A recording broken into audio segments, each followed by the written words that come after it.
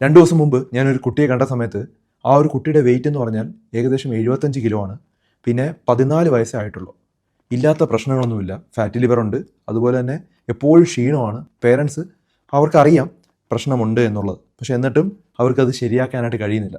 ഇന്നിത് വളരെയധികം കൂടിക്കൊണ്ടിരിക്കുകയാണ്. അതായത് കുട്ടികളിൽ പല തരത്തിലുള്ള അസുഖങ്ങൾ ഉണ്ടായിക്കൊണ്ടിരിക്കുകയാണ്. മിക്ക ആളുകൾക്കും ഫാറ്റി ലിവർ ഉണ്ട്, വയറിന് ചുറ്റുമുള്ള വണ്ണമുണ്ട്, ഇൻസുലിൻ റെസിസ്റ്റൻസ് ഉണ്ട്, പ്രമേഹമൊക്കെ വളരെ വേഗത്തിൽ, അതായത് വളരെ ഏർലി ആയിട്ട് കുട്ടികൾക്ക് വരികയാണ്. ഈ 14 വയസ്സിൽ വന്നില്ലെങ്കിൽ പോലും ഒരു 16-17 വയസ്സാകുമ്പം മിക്ക കുട്ടികൾക്കും ഫാറ്റി ലിവറും അതുപോലെ പ്രമേഹവും ഇപ്പോൾ തുടങ്ങുകയാണ്. നിങ്ങളിത് വളരെ കാര്യമായിട്ട് എടുക്കേണ്ട ഒരു സാഹചര്യമാണ്. കാരണം പലതും നമ്മൾ പണ്ടത്തെ രീതികൾ മാറി. ഇപ്പോൾ ജങ്ക് ഫുഡ്സും അതുപോലെ തന്നെ ഫുൾ ടൈം മൊബൈലിലും അതുപോലെ സ്ക്രീനിലും ഒക്കെയാണ് കുട്ടികൾ. അപ്പോൾ നമ്മൾ ശ്രദ്ധിക്കേണ്ട കുറച്ച് കാര്യങ്ങൾ വളരെ വേഗത്തിൽ ഞാൻ പറയാം. പക്ഷേ എന്നാലും വളരെ ഇമ്പോർട്ടൻ്റ് ആണ്. വളരെ കാര്യമായിട്ട് എടുക്കുക. ധാരാളം ആളുകളുടെ അറിവിലേക്ക് ഷെയർ ചെയ്ത് കൊടുക്കുക. കാരണം ഇത് നമ്മൾ തടഞ്ഞേ പറ്റുള്ളൂ. ഇത് തടഞ്ഞില്ലെങ്കിൽ അടുത്ത തലമുറ മൊത്തം രോഗികളായിട്ട് മാറും. അപ്പോൾ ഉറപ്പായിട്ടും ഈ ഒരു കാര്യം അത്ര കാര്യമായിട്ട് എടുക്കുക. നമ്മുടെ കുട്ടികൾ ഇന്ന് നേരിടുന്ന പല ആരോഗ്യ പ്രശ്നങ്ങളുടെയും ഒരു പ്രധാന 3 കാരണങ്ങളെന്ന് പറഞ്ഞാൽ തെറ്റായ ഭക്ഷണ രീതിയാണ്, ഉറക്കക്കുറവാണ്, ശരീര ചലനത്തിൻ്റെ കുറവാണ്. ഇന്ന് പല കുട്ടികൾക്കും ഭക്ഷണം കിട്ടാതിരിക്കുന്നില്ല. അത് മിക്ക ആളുകൾക്കും ആ ഒരു പ്രശ്നം ഇപ്പോൾ ഇല്ല. ധാരാളം ഭക്ഷണമുണ്ട്, പക്ഷേ ശരീരത്തിന് ആവശ്യമായ യഥാർത്ഥ പോഷകങ്ങളാണ് ഇവർക്ക് കിട്ടുന്നത്. രാവിലെ ബ്രേക്ക്ഫാസ്റ്റ് പലപ്പോഴും ഒഴിവാക്കുന്നു.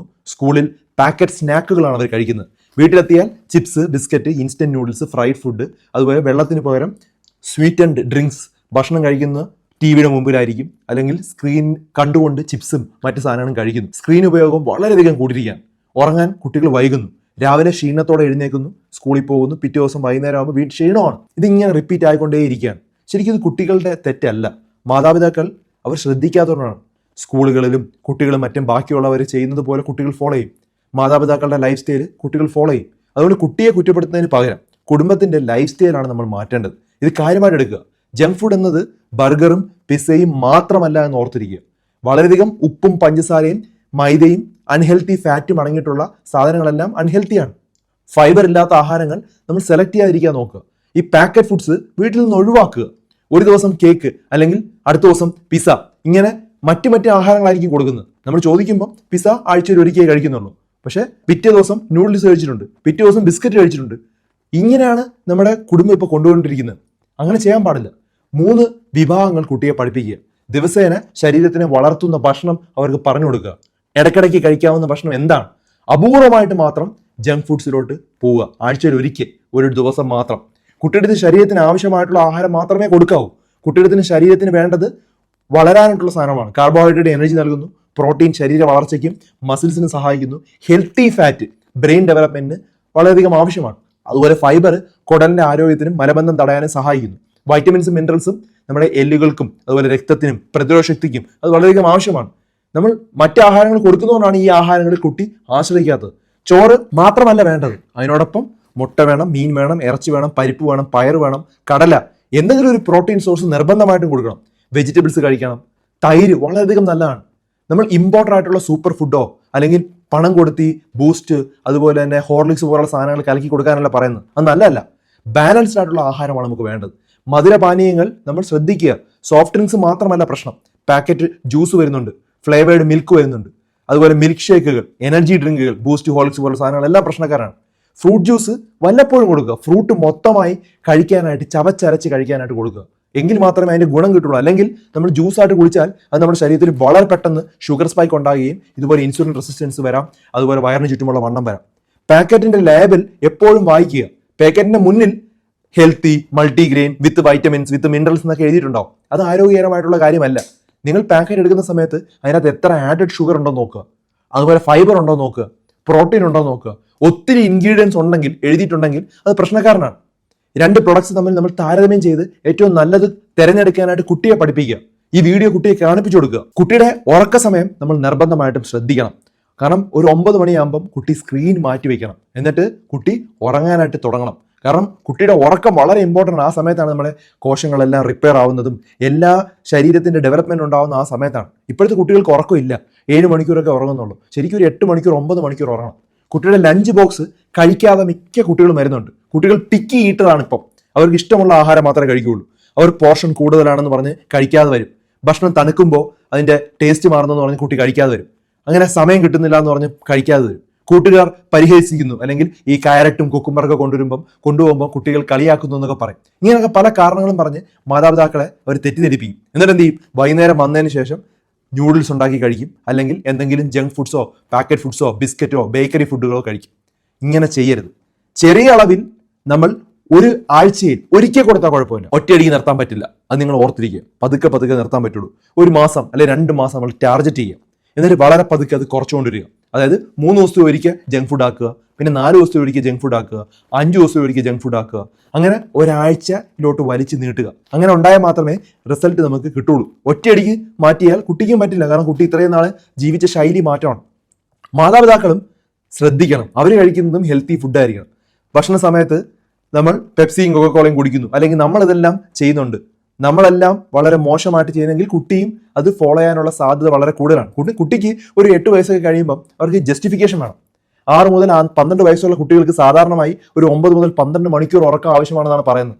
13 മുതൽ 18 വയസ്സുള്ള കുട്ടികൾക്ക് സാധാരണയായി 8 മുതൽ 10 മണിക്കൂർ ഉറക്കം ആവശ്യമാണ്. ഇത് ലഭിക്കുന്നുണ്ടോ? നമ്മൾ അവസാനം വരെ മൊബൈലും അതുപോലെ ടാബ്ലറ്റിലുമാണ്, അല്ലെങ്കിൽ ടിവിയിലാണ്. കുട്ടി ഉണരുന്ന സമയം എപ്പോഴും സെയിം ആക്കാനായിട്ട് നോക്കുക. ഇനി ഞാൻ ചെയ്യുന്നൊരു കാര്യം, ഞങ്ങൾ 2 നിലയുള്ള വീട്ടിലാണ് താമസിക്കുന്നത്. മുകളിലോട്ട് നമ്മൾ കുട്ടിയുടെ മൊബൈൽ ഫോൺ അല്ലെങ്കിൽ ടാബ്ലറ്റ് കൊണ്ടുപോകാനായിട്ട് അനുവദിക്കുന്നില്ല. അത് നിയമമാണ്, ഫാമിലി റൂളാണ്. അല്ലെങ്കിൽ കുട്ടിക്ക് എന്ത് സംഭവിക്കും?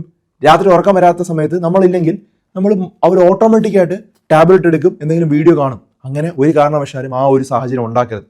പിന്നെ കുട്ടികൾക്ക് ജിം വർക്കൗട്ട് മാത്രമല്ല കൊടുക്കേണ്ടത്. അവർ ഓടണം, സൈക്കിൾ ഓടിക്കണം, നീന്തണം, ഡാൻസ് ചെയ്യണം, പന്ത് കളിക്കണം, സ്റ്റെയർ കയറണം, വീട്ടിൽ മറ്റുള്ളവർ ചെയ്യുന്ന പണിയിൽ അവർ ഇൻവോൾവ് ആവണം. ഇപ്പൊ വെയിറ്റ് കുറയ്ക്കാൻ വ്യായാമം മാത്രമെന്ന് പറയരുത്. അവരുടെ ബോഡി സ്ട്രോങ് ആക്കണം, അവരുടെ എനർജി വർദ്ധിപ്പിക്കണം.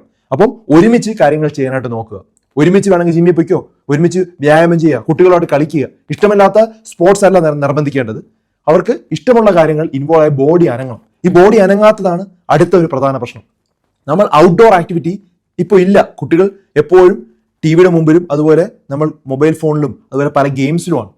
ഇപ്പോൾ പ്ലേ സ്റ്റേഷൻസ് ഒക്കെ ഉള്ളതുകൊണ്ട് അവരങ്ങനെ ആ ഒരു കാര്യത്തിലാണ് ചെയ്യുന്നത്. ഇനി കുട്ടികൾ ഒരു കാരണവശാലും നിങ്ങൾക്ക് വണ്ണം കൂടുതലാണ്, അതുപോലെ തന്നെ നീ ചക്ക പോത്ത് പോലെ ഇരിക്കുന്നു, അങ്ങനെയൊന്നും പറയരുത്. കുട്ടിയെ ടാർഗറ്റ് ചെയ്ത് സംസാരിച്ച് കഴിഞ്ഞാൽ അത് പ്രശ്നമാണ്. അത് കുട്ടിയെ ബോഡി ഷേമിംഗ് ആണ്, അത് ഒട്ടും നല്ലതല്ല. പക്ഷെ അതിന് പകരം നമ്മൾ ഫാമിലി റൂള് സെറ്റ് ചെയ്യുക. ഓക്കെ, ഡിന്നറിന് ശേഷം അല്ലെങ്കിൽ ആഹാരം കഴിച്ചതിന് ശേഷം നമ്മൾ ഒരുമിച്ച് നടക്കാം. ഇന്നു മുതൽ സോഫ്റ്റ് ഡ്രിങ്ക്സും ഇത്തരത്തിലുള്ള ആഹാരങ്ങൾ നമ്മുടെ വീട്ടിൽ വേണ്ട. ഇനി ഇത്തരത്തിലുള്ള കാര്യങ്ങൾ ചെയ്യുമ്പം ചില ടിക്ക് മാർക്കുകൾ കൊടുക്കുക. 10 ടിക്ക് മാർക്ക് വരുവാണെങ്കിൽ ആഴ്ചയിൽ ഒരിക്കൽ ഇത്തരത്തിലുള്ള ഒരു കാര്യം ചെയ്തു കൊടുക്കാം, അല്ലെങ്കിൽ എക്സ്ട്രാ പ്ലേ ടൈം കൊടുക്കാം, ഇന്ന ഒരു സാധനം കൊടുക്കാം. ഇങ്ങനെയൊക്കെ വേണം ചെയ്യാം. ഇപ്പം മാതാപിതാക്കളിൽ നിന്ന് വേണം തുടക്കം ഉണ്ടാവാൻ. ഒന്ന്, വീട്ടിലെ നമ്മൾ വെള്ളം ശീലമാക്കുക, സോഫ്റ്റ് ഡ്രിങ്ക്സ് ഒഴിവാക്കുക. നിങ്ങൾ സ്ക്രീൻ ടൈം അമിതമാക്കാതിരിക്കുക. പ്രത്യേകിച്ചും രാത്രി നമ്മളൊരു 1 മണിക്കൂർ മുമ്പെങ്കിലും നമ്മൾ സ്ക്രീൻ ടൈം സ്റ്റോപ്പ് ചെയ്യണം. ദിവസവും കുട്ടിക്ക് ഇഷ്ടമുള്ള രീതിയിൽ നമ്മൾ ശരീരം ചലിപ്പിക്കാനായിട്ടുള്ള അവസരം കൊടുക്കുക. കുട്ടിയുടെ ഉറക്കം വളരെ ഇമ്പോർട്ടൻ്റ് ആണ്. അത് നമ്മൾ വളരെ ഇമ്പോർട്ടൻസ് കൊടുക്കുക. കുട്ടികളോട് നെഗറ്റീവ് കമൻസ് പറഞ്ഞ് ശീലങ്ങൾ ഉണ്ടാക്കാതെ പോസിറ്റീവ് ഒരു എൻവയോൺമെന്റ് ആണ് നമ്മൾ ഉണ്ടാക്കേണ്ടത്. നമ്മൾ കൂടെ ഇരുന്ന് ആ കാര്യങ്ങൾ ചെയ്യാനായിട്ട് നോക്കുക. ഇങ്ങനെ 5 കാര്യങ്ങൾ വളരെ കൃത്യമായി നമ്മൾ ചെയ്തു തുടങ്ങിയാൽ ഒരു കുട്ടി ആ മാറ്റത്തിലേക്ക് വളരെ സ്വാഭാവികമായിട്ട് വരും. അതുപോലെ സ്കൂളുകളിലും ഫ്രണ്ട്സുകളും എല്ലാം പറയും, നീ കഴിക്കുന്നത് വളരെ മോശമായിട്ടുള്ള ഫുഡാണ്, അതുപോലെ നിനക്ക് ഇപ്പോഴും ക്യാരറ്റും കുക്കുംബറൊക്കെ തന്നു വിടുന്നു എന്നൊക്കെ കുട്ടികൾ പറയാം. പക്ഷെ അത് മനസ്സിലാക്കണം. അവരോട് ഇത്തരത്തിലുള്ള ഡോക്ടേഴ്സ് പറയുന്ന വീഡിയോ അവരെ കേൾപ്പിച്ചു കൊടുക്കുക. അവരോട് പറയുക, ഇപ്പോൾ നിങ്ങൾ വളരെ മോശമായിട്ടുള്ള ആഹാരം ബാക്കിയുള്ളവരെ പോലെ ബേക്കറി ഫുഡ്സും അതുപോലെ പഞ്ചസാരയും അതുപോലെ കേക്കുകളൊക്കെ അമിതമായി കഴിച്ചാൽ ജീവിതകാലം മൊത്തം നമുക്ക് മരുന്നുകൾ കഴിക്കേണ്ടി വരും, നമുക്ക് നടക്കാനായിട്ട് പറ്റില്ല, പല അസുഖങ്ങളും വരും, അത് കാരണം പല പ്രശ്നങ്ങളുണ്ടാവും, ആ വേദന നമ്മൾ സഹിക്കേണ്ടി വരും എന്ന് കുട്ടിയെ പറഞ്ഞ് മനസ്സിലാക്കുക. ഓക്കെ, എങ്കിൽ മാത്രമേ കുട്ടി നമ്മൾ ചെയ്യുന്ന ഒരു കാര്യത്തിലോട്ട് വരികയുള്ളൂ.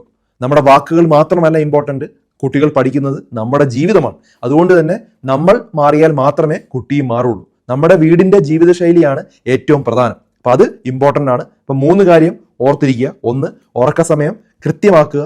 മാക്സിമം ഒരു 7 മണിക്കൂർ മുതൽ 9 മണിക്കൂർ നിർബന്ധമായിട്ടും കുട്ടികൾ ഉറങ്ങിയിരിക്കണം. 2, ഔട്ട്ഡോർ ആക്ടിവിറ്റീസ്, കുട്ടികൾ ചലിക്കണം. അതുകൊണ്ട് ഓടണം, കളിക്കണം, അതുപോലെ തന്നെ ഒരു ശരീരത്തിന് മൂവ്മെൻറ്റ് ഉറപ്പായിട്ടും ഉണ്ടാവണം. ജങ്ക് ഫുഡ്സ് അതുപോലെ ഈ പറഞ്ഞ ബേക്കറി ഫുഡ്സ്, മധുരപലഹാരങ്ങൾ, പാക്കറ്റ് ഫുഡ്സുകൾ ആഴ്ചയിൽ ഒരിക്കൽ മാത്രമായിട്ട് കുറയ്ക്കുക. ഈ 3 കാര്യങ്ങൾ ശ്രദ്ധിച്ചാൽ മാത്രം നിങ്ങൾക്ക് കുട്ടികളെ രക്ഷിക്കാനായിട്ട് പറ്റും. ഇത് വളരെ ഇമ്പോർട്ടൻ്റ് ആയിട്ടുള്ള ഒരു മെസ്സേജാണ്. ധാരാളം ആളുകളുടെ അറിവിലേക്ക് ഇത് ഷെയർ ചെയ്ത് കൊടുക്കുക.